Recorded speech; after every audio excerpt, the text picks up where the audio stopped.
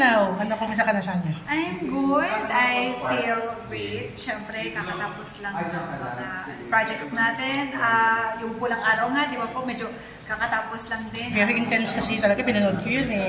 Oo. Tsaka iba-iba talaga yun.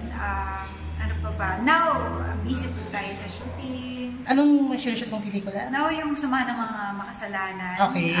Kay story na David Licao, of course, na pare. Pumunta siya sa Samahan ng Mga Makasalanan. So, ano yung mangyayari doon? So, ano siya?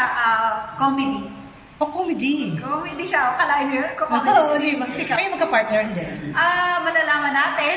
Okay. Pero itong feeling mo, no? Kasi napaka-intense ng Pulang Araw, eh, no? Opo. What are the things na hindi mo talaga makakalimutan nung ginawa mo yun? I think yung mga bagay na, isa yung siguro na-appreciate ko. Sabi ko nga lagi kung parang best ako na shinare yung kwento ng mga comfort women sa akin. So, isa po yun talaga. And of course, to be with this project na alam mo na later on, sa mga susunod mga henerasyon, talagang tatatak pa rin yung Pulang Araw na hindi siya pang ngayon lang eh. Pwede siya sa mga susunod pang At pwede ipapanood sa mga estudyante yun, ha? Yes, opo. Diba? In fact, isa na nga po kami sa mga napili para isama, ma-archive doon sa Moon. Di ba meron tayo mga ganun? So, Lunar, Lunar Codex. Isa po ang Lunar Codex. Okay. So, isa po parang namili sila ng mga projects sa iba't ibang iba't ibang bansa na pwedeng i-archive sa Moon. Okay, that's good. So, isa po yung Pulang Araw. Kaya, you're so busy right now, ano? Ano, nabasa ko parang, are you open for entertaining suitors right now? They're open na ba? Well, meron nga lumalabas sa akin. Pero yes. I think now, kasi marami nga nagsasabi sa akin, wala pa ba? Open naman. Entertain na. Kasi now, siguro, we're not getting any younger. Right age na rin. Nakapag-trabaho ka na rin na maayos. Di ba? Tsaka ako lang naman, even before naman, I'm open din naman. Meron din naman mga nag-try. Kaya lang nandun ako sa moment na kung sino talaga mag-stay, kung sino ang ngipin. Huwag natin pilitin. Enjoy lang natin. Pero saan niya, ano ba yung gusto mo? Showbiz? What are the characteristics na you want if ever na... If ever po, kasi hindi natin masabi kung showbiz or non-showbiz. But if ever, kung sino talaga yung makakaintindi sa work natin. Kasi medyo mahirap yung klase ng work natin. Totoo yun. Yun lang naman. Medyo mahirap eh. Hindi ko masabi pa. Very demanding kasi very tight yung schedule palagi. Ang kaganda lang kapag showbiz po kasi mas maiintindihan kasi same kayo ng work. Sa non-showbiz naman, paano mo niya maiintindihan? Pero masaya rin i-try yung non-showbiz because magkaiba kayo ng klase ng work. So, yun yung breather mo. Tatanungin lang kita, how's Jack right now? Kamusta siya? I think he's okay naman. Hindi pa kami nagkakausap po. About that? About kay Barbie? Hindi ba napag-usap? Matagal-tagal na kami hindi nagkakausap. Dahil busy siya, busy din ako. Pero isang bahay kayo? Hindi po.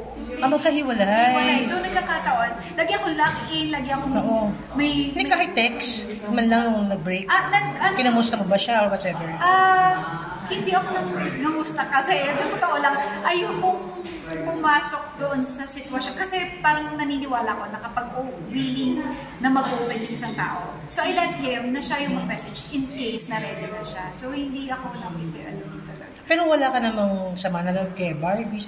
No. Kasi I believe na it happens for a reason. So, hindi natin alam rin, hindi ko rin alam kasi okay naman kami ni Barbie, okay kami ni Kuya. Magkatrabaho kayo sa Pulang Araw pala. Yes, diba? Doon lang nangyari break up magkasama pa kayo ni Barbie sa Pulang Araw. Hindi ko alam talaga. Kasi hindi ko alam kung kailan din sila talaga nag-break. So, wala akong idea hanggang ngayon. Kaya sabi ko nga, kasi yung kuya ko, kilala ko yan, hindi nag-open hanggang hindi siya ready. Totoo yun. So, if ever man na ready siguro siya at magkwento rin man siya sa akin, I think it's between sa amin na lang siguro magkapatid, kung ganun man mangyari. Pero right now, magiging honest po, wala po talaga akong alam. Pero yun, as kapatid, yung support ko lang ay yung bigyan muna siya ng space. Baka gusto niya magkaroon ng, alam mo yun, yung huminga muna, mag-isip.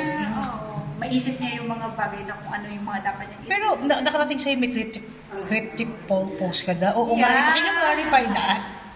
At sa lahat kasi, alam mo yun yung mahirap kasi dito sa trabaho natin. No? Nabibigyan ng Every time, kulay. lahat ng post ko, lahat related sa ibang tao. Sabi nga nila, ba't hindi ka nawawala ng bashers? Oo nga alam mo nakakalungkot kasi parang ang daming assumptions ng ibang tao sa post ko na lang na hindi naman talaga nila alam yung talagang nangyayari. Lahat naman tayo, we have our own personal life. So, diba, bakit lahat connected doon? Nung nagkataon naman ng post, nakalimutan, ay, oo nga pala, may ganito pala. Dito. Yun na nga eh. Pasensya na. So, you definitely think that's not for Barbie, hindi? No, not at all. Kasi lahat parang, alam mo, I respect Barbie and Jack doon sa mga decisions nila. Ever since, hindi ako nangingialam. Alam ng lahat yan, hindi ako nangingialam. Basta ako, as kapatid, as kung kaibigan din ni Barbie, kumbaga, I respect them. If willing sila mag-open sa akin, I'm here to listen. Alam mo yan, as kaibigan, as kapatid din. Hindi ako yung kunyari galit siya, galit din ako, ganun. Hindi. Sila yan eh. So, kanila yun. Kanila yun. Kung ano man yung nangyari sa kanila yun. Tsaka mature na tayo. Hindi na tayo ganun eh. Totoo yun. Diba? Matanda na tayo para doon. And nandito lang ako para intindihan sila pa rin. Pag right time na willing na siya magsalita, you're willing to listen. Yes, opo. And in case man, yun kung nandito lang naman ako as kaibigan at as kapatid pa rin. Ano, napanood kita eh. I don't know kung sa Boy Abunda, you become very emotional when you talk about family. Always. O okay ka na ba? Okay ba? Ano ba? People, masyado kapag tanong tao, may problema ba si Sanya with her family? Wala naman, okay naman. No, I'm being emotional lang talaga when it comes to my family because Walang malayo oras. ako sa kanila eh. Hirap Hindi na, ako walang oras, nakakabigay ng time. Minsan yung mami ko kasama ko, minsan dahil nga, I'm so blessed doon sa lahat ng proyekto binibigay nila sa akin. Pero syempre lahat nga ng binibigay sa'yo ay sometimes may kapalit. May kapalit, totoo yan. Diba? So, isa na doon yung pagkakaroon natin ng, yun nga, yung nalilimitahan yung time natin sa family natin. Yun rin, yung katulad niya, si Kuya na busy doon sa, dumating rin yung business niya. So, busy na rin siya. Tapos, hindi kami nagkakaroon talaga ng time right now na makapag-usap-usap ng as family now. Yes. Na ngayon siguro dahil ang bilis rin ng panahon. Tapos nagmamadali na rin tayo. Kumbaga siguro hindi ko naman alam kung paano sa kanila. Pero may mga talagang siguro dumadating ka na rin sa time na nagmamadali ka na rin. Kaya kailangan mo, sige, huwag ka mag-inarte, hindi ka pwedeng Tsaka, hindi sa you grab all the opportunities, no? Yes, Siyempre, ganun talaga yun, no? hanggat nandito pa Strike tayo. while the iron is hot. Yes, Sabi ko, totoo yun. Exactly. So, yung ganun yung sitwasyon. Pero, yun nga, kapag yung nandito pa rin naman kami sa isa't isa. Yun ang mahalaga sa akin. Nandiyan yung mami ko, nandiyan si kuya, in case na kailangan namin ng isa't isa, nandito pa rin kami. Kumbaga, hindi naman nawala yun. Hindi naman nawala. Okay naman siya. Namimiss mo lang. Oo. Pero Christmas at New Year, magkakasama kayo.